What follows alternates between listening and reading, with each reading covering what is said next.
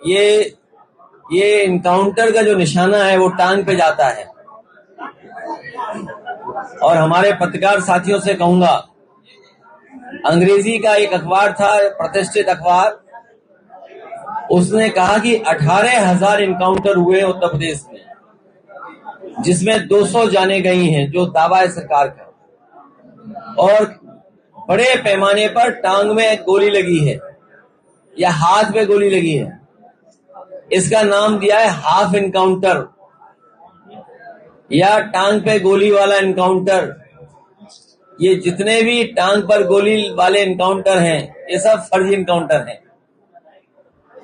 और ये मैं नहीं कह रहा हूं, मेरे साथ साथ अंग्रेजी के एक अखबार प्रतिष्ठित है, उसने कहा कि 18,000 इनकाउंटर उत्तर प्रदेश में हो चुके हैं।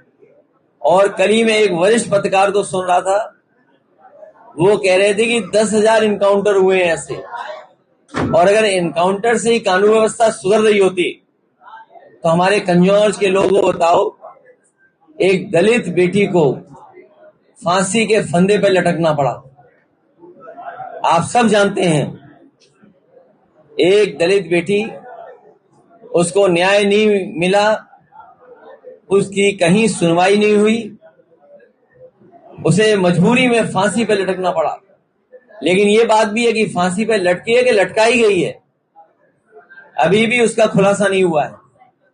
फर्रुखाबाद में भी हमारे साथी जानते होंगे, 2 बेटियां लटका दी गई कि आत्महत्या हुई है।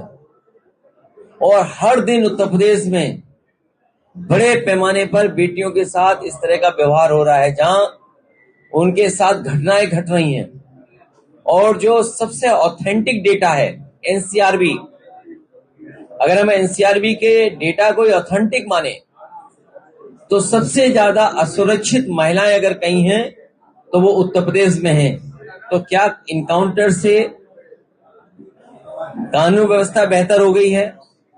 क्या इनकाउंटर से हमारी माताएं बहनें सुरक्षित हो गई हैं? और कल तो हद हो गई, स्मार्टफोन दिया सरकार ने और पंडाल के बाहर स्मार्टफोन छीन लिया बदमाशों ने। कहीं ऐसा तो नहीं देने वाले और छीनने वाले में कोई साठगांठ रही हो?